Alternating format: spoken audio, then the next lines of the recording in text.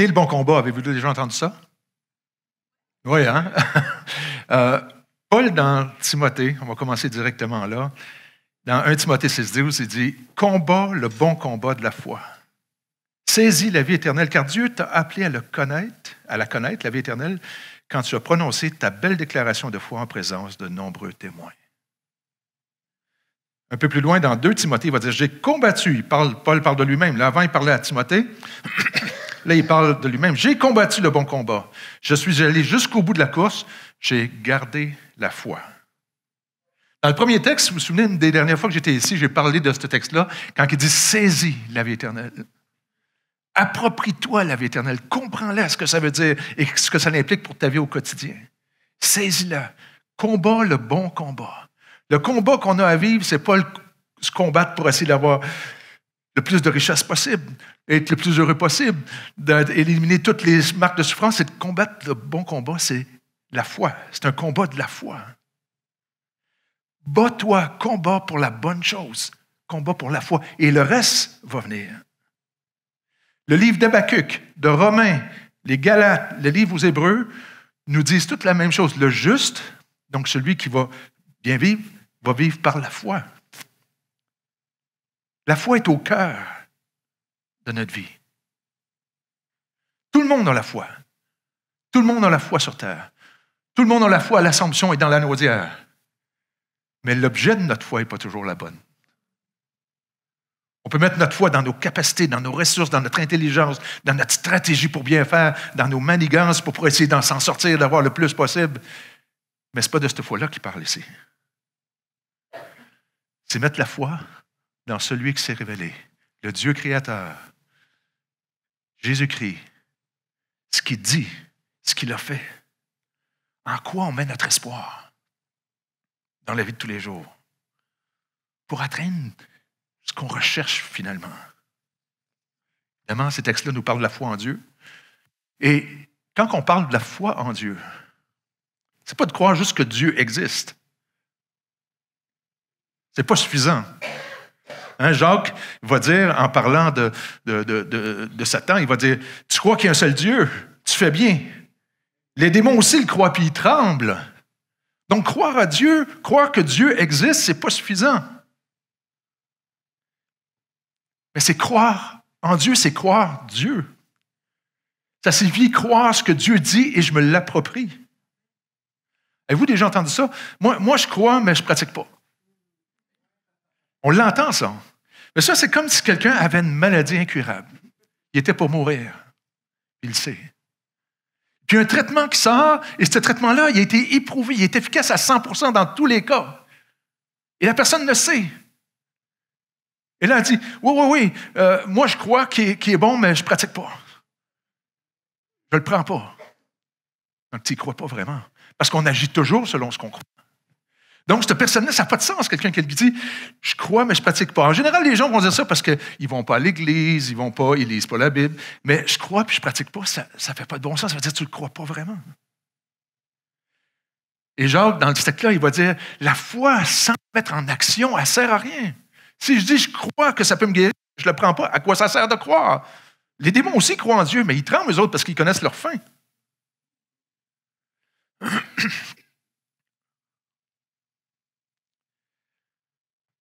Ça ne veut pas dire qu'on est sauvé par des œuvres. On est sauvé par grâce.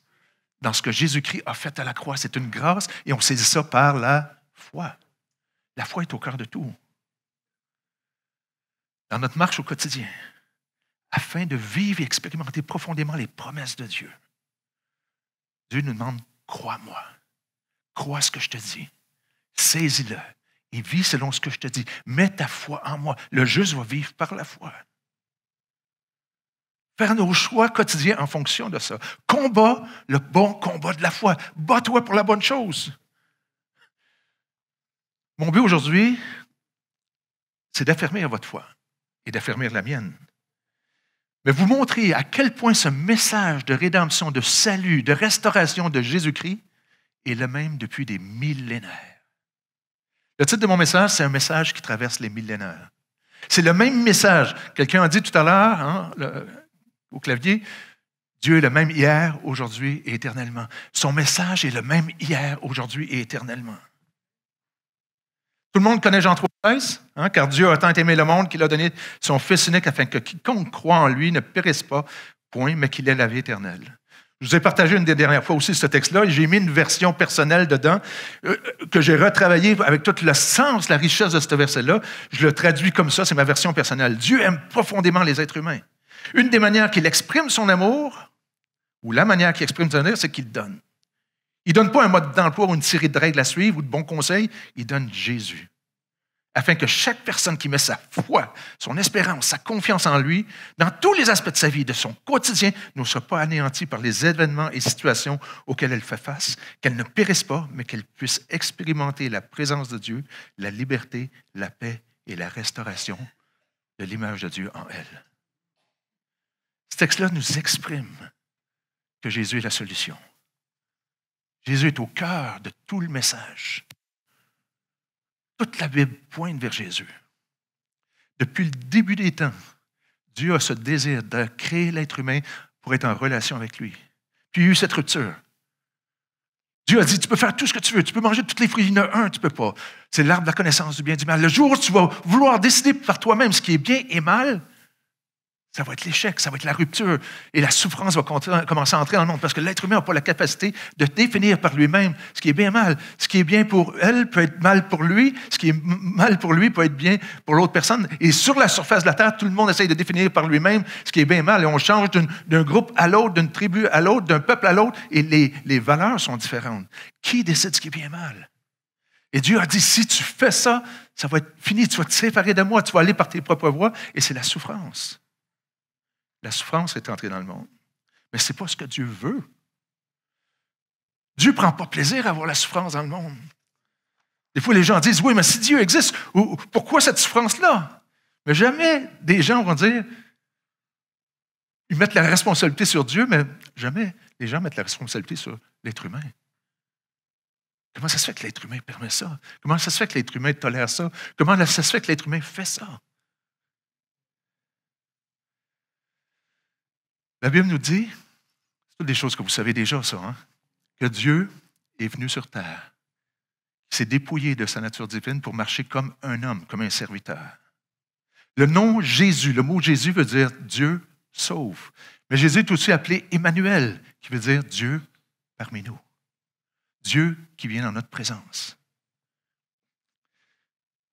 Jésus nous a vraiment démontré qui il est par les actes qu'il a faits. Par sa mort, par sa victoire sur la mort, par la résurrection. Il était vraiment Dieu, fait homme, Dieu lui-même qui vient ici. Tout dans la Bible nous pointe vers Jésus. Je vais donner un exemple comme ça, j'ai vu ça quelque part, je ne me souviens plus, mais comme un casse-tête.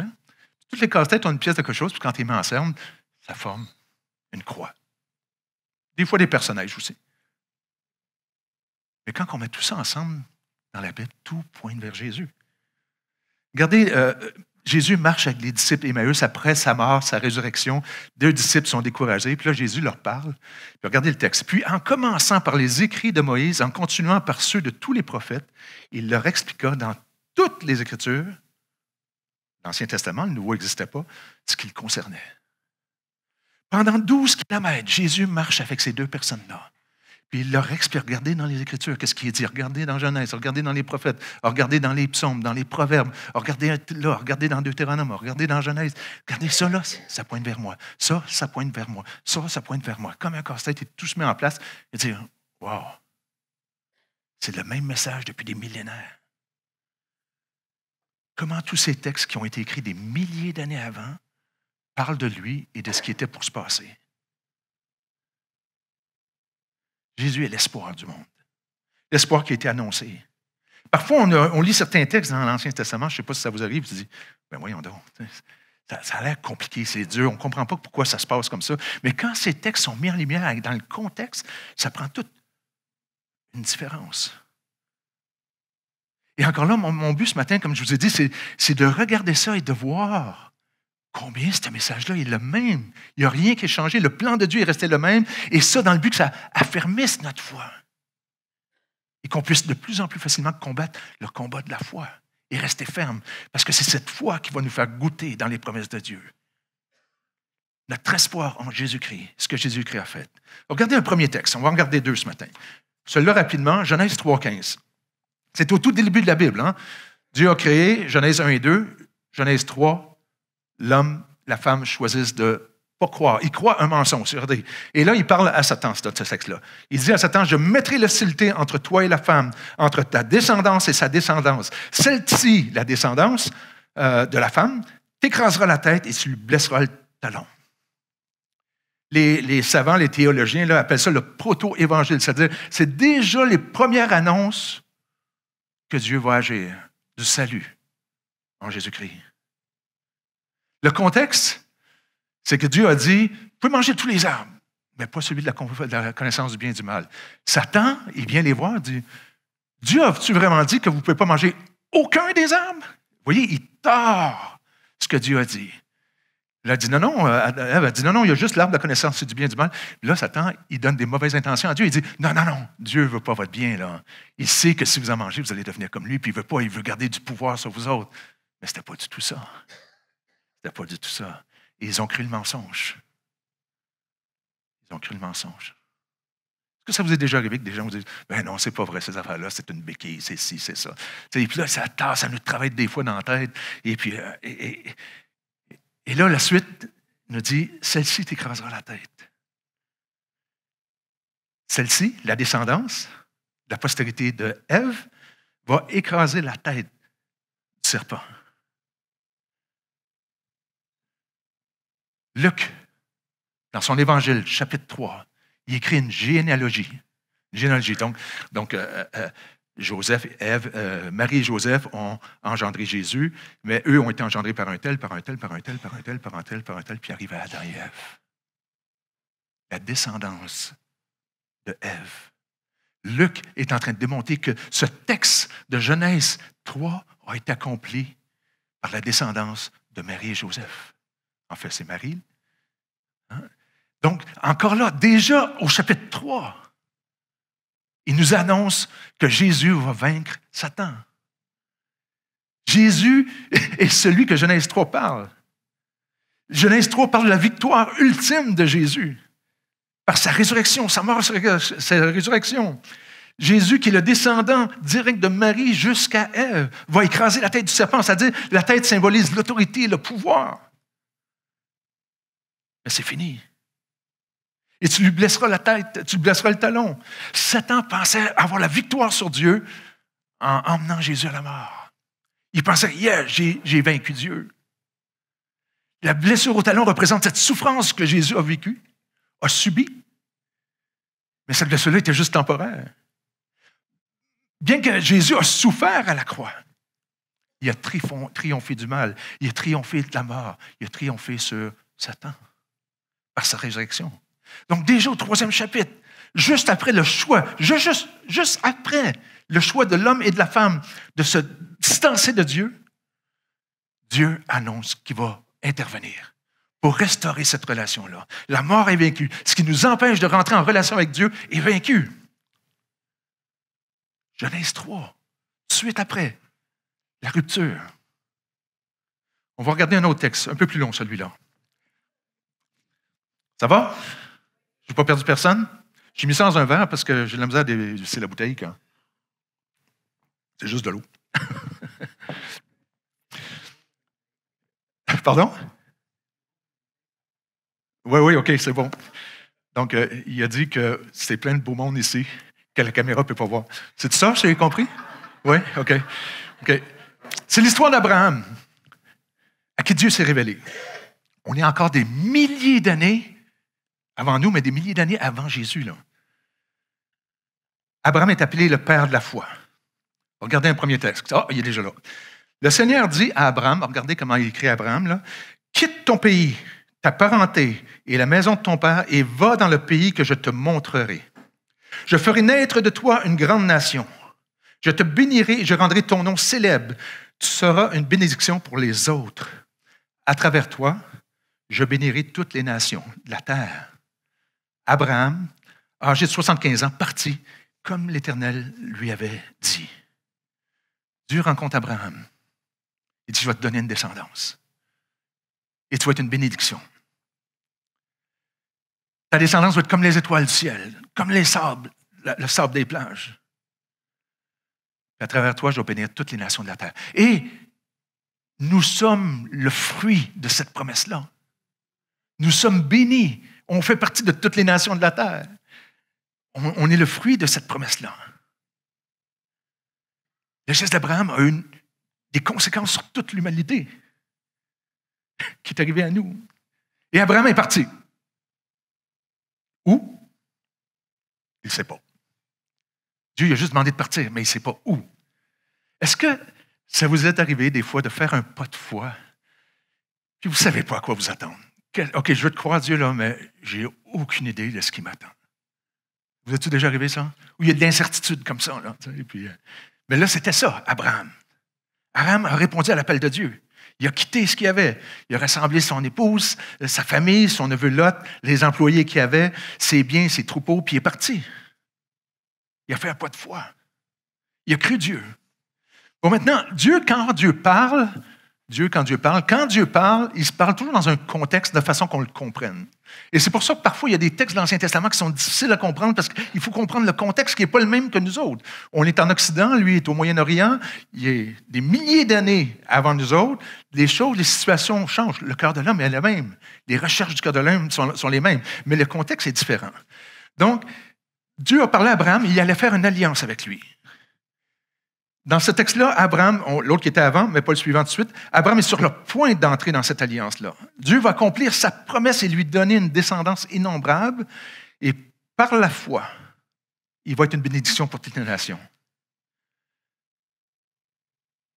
Par cette alliance, Abraham et ses descendants allaient s'engager à suivre Dieu. De son côté, Dieu fera d'eux leur peuple, avec qui il va être en relation, où il va les guider, les accompagner, restaurer, les guérir, les bénir. Et Abraham allait être appelé à poser un geste très particulier. Okay, je rentre un peu plus loin dans le contexte. À l'époque, il n'y avait pas de gouvernement pour combler à nos besoins, pour prendre soin de nous, pour nous protéger. Il n'y avait pas de services policiers, militaires, des choses comme ça.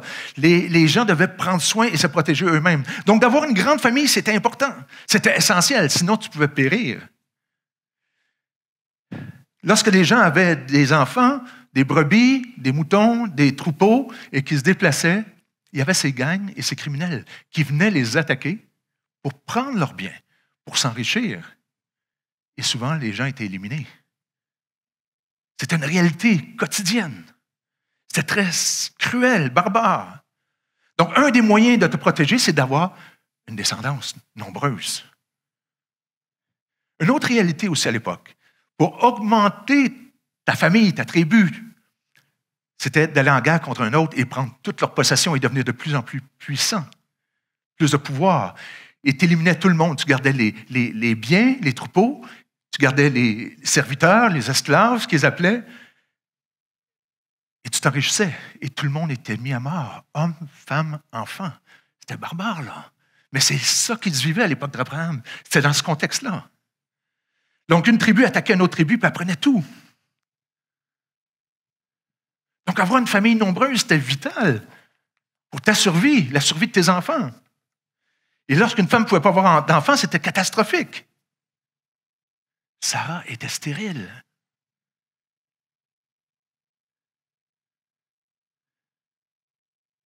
Ça voudrait dire que ma tribu risque d'être anéantie.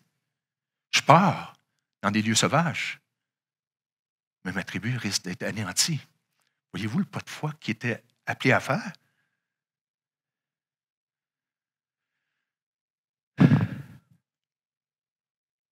Dieu se révélait à Abraham à cette époque. Il comprenait que les règles de Dieu, c'était important d'avoir des fois, les hommes avaient 2, 3, 4 femmes ou concubines pour avoir plus d'enfants. Et là, ça formait un peuple. Et des fois, comme les 12 enfants de Jacob, qui devenaient 12 tribus, qui sont devenues une nation après ça. Donc, c'était important d'avoir beaucoup d'enfants. Mais comprenez que cette histoire-là qu'on regarde, les commandements n'avaient pas été donnés. Les règles de vie en société de Dieu n'avaient pas été encore communiquées. Maintenant, lorsqu'une tribu attaquait, allait en guerre contre un autre, et le vainqueur, il prenait un élan de compassion. Mettons que c'était 1000 personnes contre 1000 personnes qui étaient... Et là, un a anéanti toutes les autres, puis il reste une cinquantaine de survivants qui s'étaient peut-être cachés, qui avaient réussi à survivre. Et si le vainqueur, le roi vainqueur, avait un élan de compassion, il pouvait dire, écoutez, je vais vous donner une chance. Je vais vous faire grâce. Mais il y avait une pratique qui se faisait. Et c'est assez horrible. OK? Je ne sais pas si vous avez déjà vu des films de ce moment-là, comme les gladiateurs ou ces choses-là, qui est encore plus récent, mais là, c'est encore plus vieux. Les gens, c'était à coup des membres. Et les gens rassemblaient tous les corps morts. Et les morceaux de corps, ils faisaient un tas, ils faisaient un autre tas ici. Et le roi se plaçait de l'autre côté. Et là, il disait aux cinquantaines de personnes peut-être qui étaient survivantes, il disait, ça, c'est là que vous devriez être. Mais je suis prêt à vous faire grâce. Si vous passez entre ces morceaux et que vous venez vers moi, ça veut dire que vous comprenez que c'est là où vous devriez être, mais là, vous allez vous mettre sous mon règne maintenant, sous mon autorité, sous mes lois, sous mes directives. Je vais vous donner une nouvelle identité, un nouveau nom. Mais le jour où vous allez enfreindre mes lois, c'est là que vous allez vous retrouver. Est-ce que c'est clair? Le peuple avait un choix à faire. Il me semble que le choix n'était pas trop difficile, là, mais les gens devaient passer. C'était une pratique courante à l'époque. Après avoir traversé, il n'y avait plus d'option de revenir en arrière. Ces images-là atroces de corps de membres, là, j'insiste dessus, devraient imprégner l'imaginaire des gens pour que ça reste. Tu décides, le roi dit, je t'offre la vie, mais la vie se trouve dans l'alliance que je fais avec toi. Tu vas suivre mes lois à la règle. Tu vas marcher les fesses serrées, comme on dit. Le roi s'engageait par cette alliance-là aussi. Je vais te protéger. Tu vas faire partie du peuple. Mais il y a cette épée Damoclès sur ta tête. Ça semble dur, hein, mais souvenez-vous, c'est dans ce contexte-là qu'Abraham vivait. Maintenant, on revient à l'alliance avec Abraham. On voit Dieu se révéler à Abraham, lui parler concernant son futur, son futur à lui, et le futur d'une nation. Il l'invite à être en relation avec lui, d'être un homme qui met sa foi dans son quotidien, dans tous ses choix de vie, en Dieu. Une bénédiction pour le monde, pour toutes les nations. Regardez au chapitre 15 maintenant. Dieu il mena dehors, il dit, peux-tu me mettre ça? Il mena dehors, il dit, contemple donc le ciel et compte les étoiles. Si tu peux les compter, il ajouta, telle sera ta descendance. Abraham eut confiance dans le Seigneur.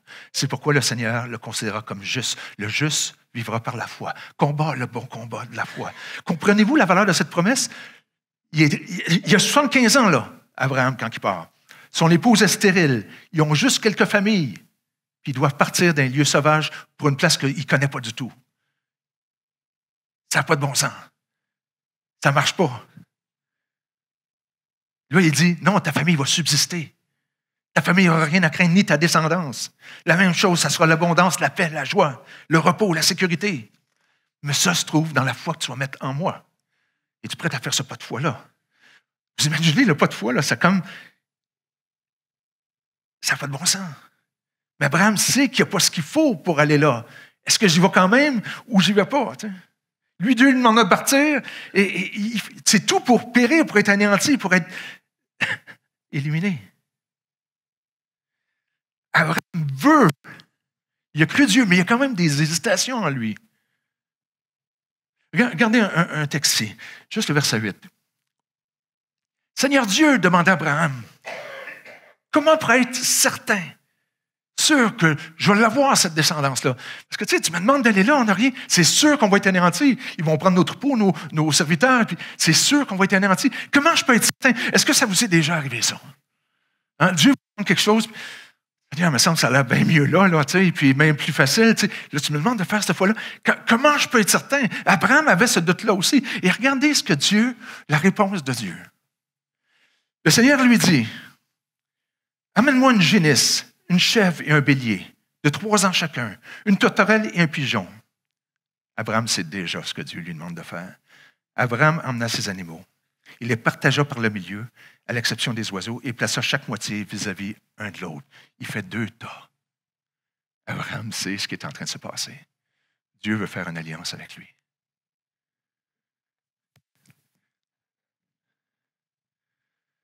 Il savait ce que ça voulait dire. Il savait que Dieu allait lui demander de passer entre ces morceaux.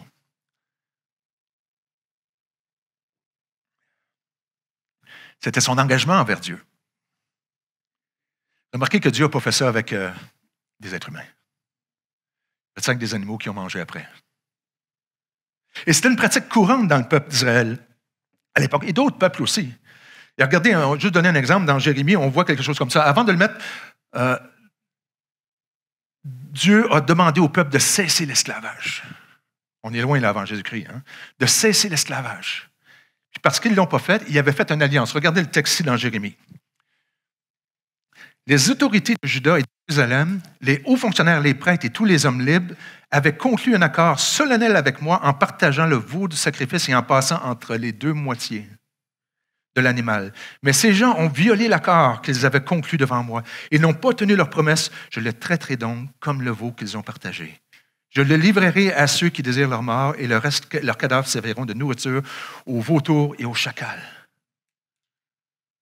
Dans notre histoire, c'est Dieu, le roi des rois, qui fait cette alliance-là. Vous voyez avec le texte, là, c'était quelque chose qui se pratiquait. On le voit ailleurs aussi, c'est quelque chose de connu de l'époque. Dieu fait cette alliance-là avec Abraham. Abraham savait que s'il traversait en ces morceaux, il vivrait une nouvelle vie, une nouvelle identité, un nouveau roi, avec des nouvelles lois. Puis que s'il transgressait ces lois-là, lui se retrouverait dans ces tas-là, comme ces animaux morts. Il savait. Dieu dit, ce que tu as besoin, je l'ai. Ce que tu cherches dans le fond de ton cœur, je te l'offre. Je l'ai, j'ai la capacité de le donner. Ça ne sera peut-être pas comme tu pensais que c'était, mais le but va être le même. L'objectif va être le même. La destination va être la même. Je vais être ton roi. Tu auras une nouvelle identité, une nouvelle vie, un nouveau nom. Abraham a eu un nouveau nom. Avant, il s'appelait Abram. Après ça, il s'appellerait Abraham. Abraham veut dire père d'une multitude. Regardez la suite. La suite est vraiment intéressante. Des vautours s'abattirent sur les cadavres qui étaient là, les animaux morts. Mais Abraham les chassa. Au coucher du soleil, Abraham tomba dans un profond sommeil. Une grande et sombre terreur s'empara de lui. Abraham était là devant les deux tas d'animaux découpés, incapable de bouger, incapable d'avancer, parce qu'il se connaît. Des vautours venaient pour manger ça. Il dit, non, touchez pas à ça, c'est mon alliance avec Dieu. Il s'endort et dans son sommeil, une terreur, de l'angoisse l'envahit. Qu'est-ce que je dois faire? Je sais que si je m'avance vers la destination qui m'appelle à aller, c'est la ruine pour moi, c'est l'échec. Je vais me faire anéantir, détruire, tuer. Mais je sais que Dieu est la vérité. Que tout mon espoir va être dans ce Dieu-là. Il savait que s'il avançait, il était le seul responsable de ses choix après ça, qu'il ne pouvait pas transgresser les lois de Dieu, sinon il se retrouverait là. Ça ressemble au combat de Paul dans Romains 7. Romains dit, je vois que les lois de Dieu sont bonnes, je les aime, je veux lui suivre, mais j'y arrive pas. Il y a une force en moi qui m'empêche. Je ne fais pas le bien que je veux faire, puis le mal que je veux faire, c'est ça que je ne veux pas faire, c'est ça que je fais. Il dit, qui va me délivrer de ça, malheureux que je suis? Et à la fin de ce texte-là, il dit, gloire à Dieu, par Jésus-Christ, c'est possible. OK, qu'est-ce que ça vient faire là-dedans, ça? Abraham sait que la meilleure solution pour sa vie, pour son avenir, pour sa descendance, c'est de faire pleinement confiance à Dieu. Et là, il est là devant l'allée. Il a demandé à Dieu, comment je peux être certain? À Dieu, il demande de faire ça. Dieu lui demande de faire ça. Mais il sait qu'il n'y arrivera pas. Là, il a dû dire, comme Paul dit, malheureux je suis. Je ne peux pas m'en aller par moi-même, je vais me faire anéantir. Mais je ne peux pas avancer, je sais que je n'ai pas ce qu'il faut pour tout suivre ce que Dieu veut. Je vais me faire anéantir d'un bord puis de l'autre. Et qui va me délivrer de ça? Comment Dieu se révèle dans la Bible? Quand Moïse là, avançait et il a vu un buisson, c'était comment? Allez-y, ceux qui connaissent l'histoire, là. Un feu, un buisson en feu. Quand il y avait l'Arche de l'Alliance qui sont sortis d'Égypte, Dieu se révélait d'une manière la nuit et d'une manière le jour. Comment c'était? Oui, une torche de feu la nuit, puis une torche de fumée le jour. Quand le Saint-Esprit, okay, cette Trinité de Dieu, est descendu sur les croyants à la Pentecôte, comment ça s'est révélé? Des lampes de feu. Maintenant, regardez la suite du texte. Lorsque le soleil fut couché et que l'obscurité fut totale, un tourbillon de fumée et une torche de feu passèrent soudain entre les animaux partagés. Ce jour-là, l'Éternel fit alliance avec Abraham. Vous rendez-vous compte de ce qui est en train de se passer là? Il y a 2 tas. Abraham doit passer dedans. Il est incapable. Parce qu'il sait qu'il n'y arrivera pas. Mais Dieu le sait aussi. Et lui passe entre les morceaux à la place d'Abraham. Autrement dit, ce qu'il est en train de dire, je passe pour toi.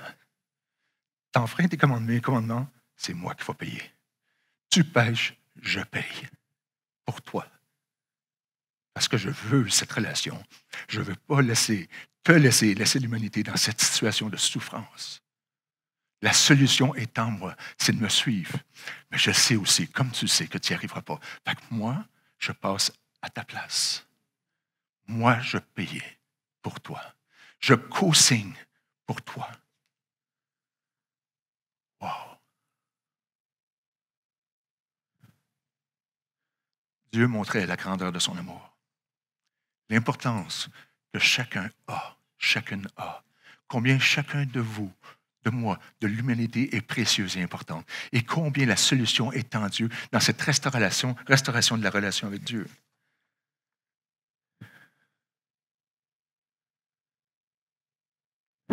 Abraham, ta paix, ta sécurité, ta vie va se vivre dans la confiance en moi, la seule solution.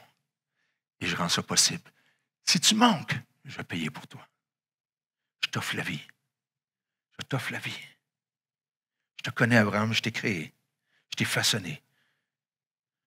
Je veux seulement que tu saisisses la vie, que tu combattes le bon combat, le combat de la foi. Tu veux bien faire, je le sais, mais tu sais que tu n'y arriveras pas, mais moi, je vais le faire pour toi. Je vais y arriver et je vais être là, je vais payer pour toi. Puis ensemble, on va avancer. Je m'engage en ton nom pour que tu puisses avoir mon nom. Voilà comment tu es précieux pour moi. Remarquez d'autres choses aussi. Quand, dans cette pratique de l'époque, le roi ne passait pas entre les morceaux. Le roi était de l'autre bord, l'autorité suprême. Là, Dieu passe 2 fois. La fumée, le feu. Moi aussi, je m'engage avec toi. Ce n'est pas comme le roi de guerre, là, qui dit non, tu vas faire tout ce que je veux. Non, moi aussi, je m'engage avec toi. Ce que je te dis, je vais l'accomplir. Voilà combien tu es précieux pour moi. Jésus, Dieu qui sauve. Emmanuel, Dieu qui vient parmi nous.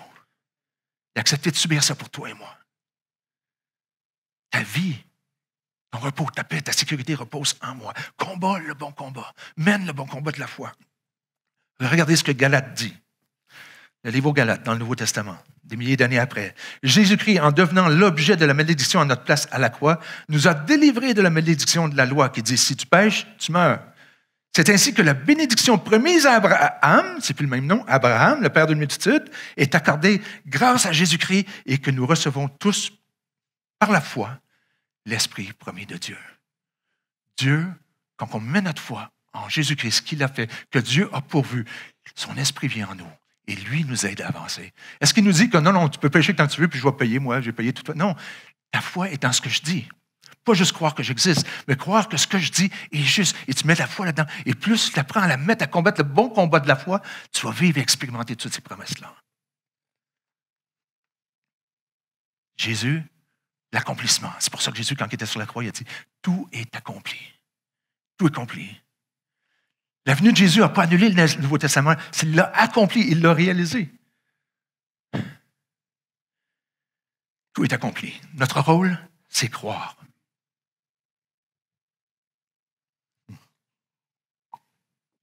J'arrive à la fin.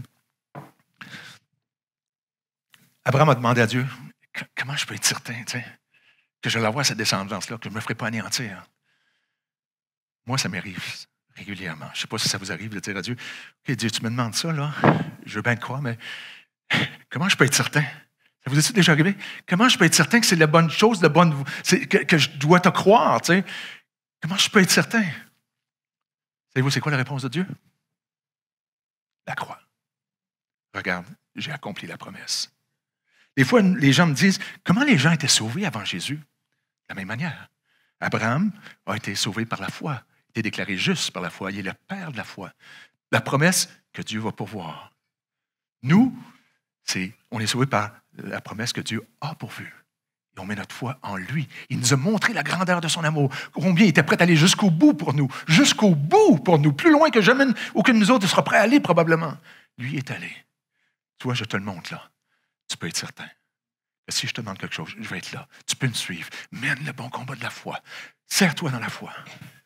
C'est un choix qu'on est appelé à faire encore et encore.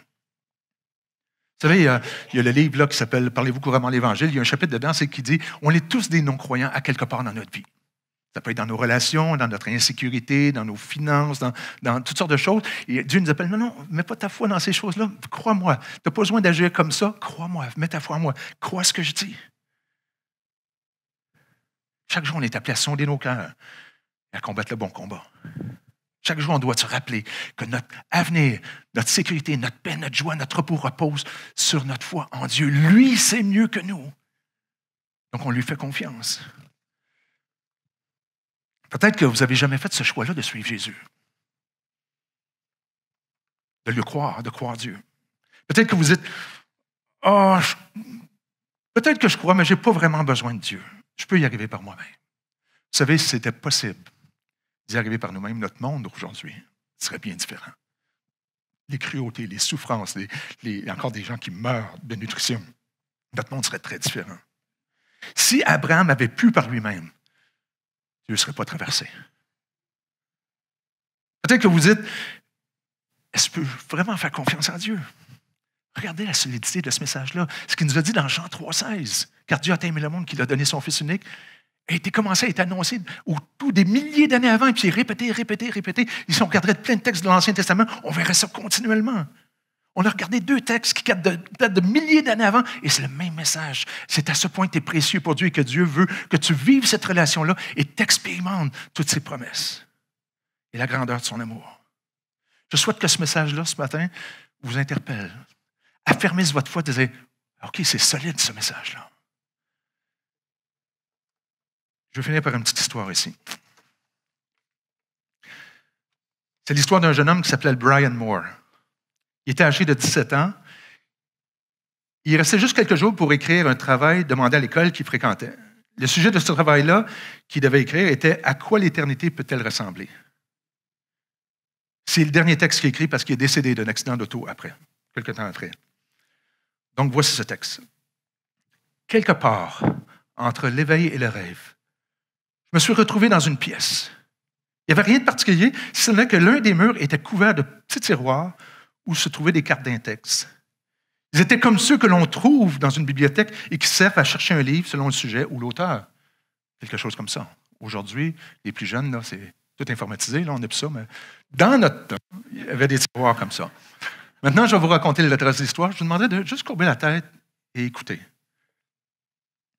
Mais ces filières qui couvraient le mur du plancher jusqu'au plafond et s'alignaient à perte de vue avaient toutes sortes de titres différents. Chaque tiroir avait un titre. Comme je m'approchais du mur, le premier qui attira mon attention fut celui qui était écrit « Les filles que j'ai aimées ». Je l'ai ouvert, j'ai commencé à regarder les cartes une par une, mais je les refermais rapidement. Ce qui m'a frappé, c'est que je connaissais les noms qui étaient sur chacune de ces cartes. Tout à coup, j'ai réalisé où j'étais. Cette pièce sans vie est un genre de fichier de toute ma vie. Ici se trouvaient inscrites toutes les actions de chaque instant de ma vie. Les moindres moments et détails y étaient catalogués. Un sentiment d'émerveillement, de curiosité et de crainte a commencé à m'envahir au fur et à mesure que j'ouvrais les tiroirs et que j'explorais leur contenu. Quelques-uns des tiroirs m'emmenaient de la joie, d'autres de doux souvenirs, d'autres, par contre, m'apportaient un sentiment de honte et de regret si intense que j'avais tendance à regarder derrière moi pour être certain que personne ne me regardait. Les tiroirs, les titres des filières variaient d'un à l'autre, allaient de mes activités les plus mondaines à mes activités les plus incroyables. Les livres que j'ai lus, les mensonges que j'ai dits, le réconfort que j'ai donné, les blagues que j'ai faites. Certaines de ces blagues étaient vraiment drôles, je ne pouvais pas m'empêcher de rire en les réalisant. Les tiroirs continuaient à aligner leurs titres. Les choses que j'ai dites dans mes colères, les choses que j'ai murmurées envers mes parents. Je n'en revenais pas de voir l'exactitude de ces cartes. La plupart du temps, il y avait beaucoup plus de cartes que je m'attendais à en avoir. Et parfois, beaucoup moins que j'aurais espéré en voir. J'étais dépassé de voir la vie que j'avais menée. Est-ce possible que dans ma vie, j'ai eu le temps pour ces millions et millions de cartes? Mais chaque carte confirmait que c'était vrai. Chacune était écrite de ma propre main. Chacune était signée de ma propre signature. Lorsque je suis arrivé au tiroir, mes mauvaises pensées, j'ai senti un froid me passer dans le dos. J'ai tiré le tiroir d'à peu près 1 pouce seulement, car je ne voulais pas voir la profondeur qu'il avait. Et j'ai tiré une carte. J'ai commencé à angoisser en voyant l'exactitude et la précision de ces cartes. J'ai commencé à sentir un malaise m'envahir. Pourquoi devait-il avoir tant de cartes? Un malaise m'envahir à la pensée que de tels moments avaient pu être enregistrés. Une rage a commencé à monter en moi. Une idée dominait maintenant en moi. Personne ne doit jamais voir ces cartes. Personne ne doit jamais voir cette pièce. Je dois détruire tout ça. Comme un fou, j'ai commencé à arracher tous les tiroirs. Peu importe l'ampleur de la tâche que cela représentait, je devais arracher tous ces tiroirs au plus vite et les brûler. Mais même si j'arrachais les tiroirs, je n'arrivais pas à retirer et à détruire les cartes. Démuni et désespéré, j'ai remis les tiroirs à leur place. Puis j'ai appuyé ma tête contre le mur. J'ai fait un long soupir de découragement. C'est alors que j'ai vu ce tiroir. Les gens avec qui j'ai partagé la bonne nouvelle de Jésus. La poignée du tiroir était plus brillante que les autres, plus neuve, comme si elle n'était pas usée. J'ai tiré le tiroir fermement pour constater qu'à peine quelques cartes s'y trouvaient. Je pouvais compter les cartes qu'il m'était possible de tenir dans une seule main. Les larmes ont commencé à monter. Puis je me suis mis à pleurer si profondément que j'en avais mal. Je suis tombé à genoux et je pleurais de honte. Les yeux pleins d'eau, je regardais ces rangées de filières qui défilaient à n'en plus finir. Je me disais, personne ne doit jamais découvrir cette pièce. Je dois la fermer, la condamner et en empêcher l'accès. Puis comme je m'essuyais les yeux, je l'ai aperçu. Oh non, pas lui ici, n'importe qui, mais pas Jésus. J'étais sans force et abattu en le regardant, commencer à ouvrir les tiroirs et à lire les cartes. Je ne pouvais pas supporter sa réaction et voir son visage qui portait une tristesse plus profonde encore que la mienne. De façon intuitive, il semblait aller au pire casier. Pourquoi devait-il lire toutes ces cartes? Finalement, il s'est retourné et m'a regardé. Il m'a regardé avec des yeux qui montraient une grande compassion. J'ai courbé la tête et je me suis couvert la face de mes mains. Et j'ai recommencé à pleurer. Il a marché vers moi. Il a mis son bras autour de moi. Il aurait pu dire tellement de choses, mais il n'a pas dit un mot. Il a simplement pleuré avec moi. Puis il s'est retourné et est allé vers le mur où se trouvaient les tiroirs, en commençant au début du mur. Il s'est mis à ouvrir les tiroirs et à prendre les cartes une à une. Sur chacune des cartes, il a commencé à écrire son nom par-dessus le mien. Non, j'ai crié en courant vers lui. Tout ce que j'ai pu dire, c'est non. Non en lui enlevant les cartes des mains. Son nom ne devait pas se trouver sur ses cartes, mais son nom, il s'y trouvait déjà. Écrit d'un rouge tellement riche, le nom de Jésus recouvrait le mien. Il était écrit par son sang, avec son sang. Doucement, il a remis les cartes à leur place. Il me regardait avec un sourire, mais un sourire où se mêlait la tristesse. Puis il a continué à signer toutes les autres cartes. Il endossait chacune de mes cartes. Il prenait sur lui la responsabilité de chacune. Je n'arrivais pas à comprendre comment il avait pu agir aussi vite. Mais l'instant d'après, je l'ai entendu fermer le dernier tiroir. Puis il a marché vers moi. Il a placé sa main sur mon épaule. Il a dit, ça y est, tout est accompli. Je me suis alors levé et il m'a conduit à l'extérieur de la pièce. La grandeur de l'amour de Dieu. C'est rien de nouveau, ce message. Annoncé depuis tout le temps. Je souhaite que ça affermisse votre foi. Et pour vous, peut-être qui n'ont jamais fait le choix et que vous êtes devant cette ligne, Dieu vous invite à venir. C'est l'occasion aujourd'hui de venir à lui. Car Dieu a tant aimé le monde qu'il a donné Jésus. Dites-lui, Seigneur, je vois que je ne peux pas par moi-même, mais que tu as tout accompli. Je veux mettre ma foi dans ce que tu as fait, dans ce que tu dis, et te croire. Pas juste croire que tu existes, mais je veux te croire. Je veux mettre ma confiance en toi. Je veux apprendre à vivre avec toi, semaine après semaine, jour après jour, avec cette communauté, parce qu'on a besoin de la communauté. On a besoin de ta parole pour grandir. C'est le même message depuis tout le temps.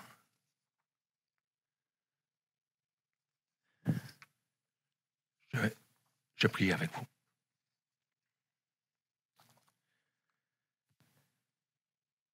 Seigneur, Tu nous appelles à marcher avec toi. Le bon combat, le combat de la foi. La foi en ce que tu dis. Pas juste croire que tu existes, mais te croire. Quand tu nous dis quelque chose, croire que c'est la meilleure solution. Comment on peut être certain? Tu nous l'as montré à la croix, la puissance de la croix, la centralité de ton message. Jésus à la croix. Et tout pointe vers Jésus. Tout pointe vers Jésus constamment. Depuis des milliers d'années, tu l'as annoncé. Seigneur, tu veux qu'au travers de cette Église, que toutes les nations soient bénies par cette Église. Que cette Église soit une bénédiction pour toute la nôtre, pour toutes les nations. Que tu puisses accompagner chacun. Et si quelqu'un a fait le pas aujourd'hui à dire, Seigneur, je veux te suivre, ou renouveler votre engagement envers Dieu, Dieu vous entend, il vous accueille. Et l'Église vous accueille aussi et désire marcher avec vous. Seigneur, bénis chacune des personnes ici. Aide-nous à grandir dans notre foi. Merci Jésus pour tout ce que tu as fait. Amen.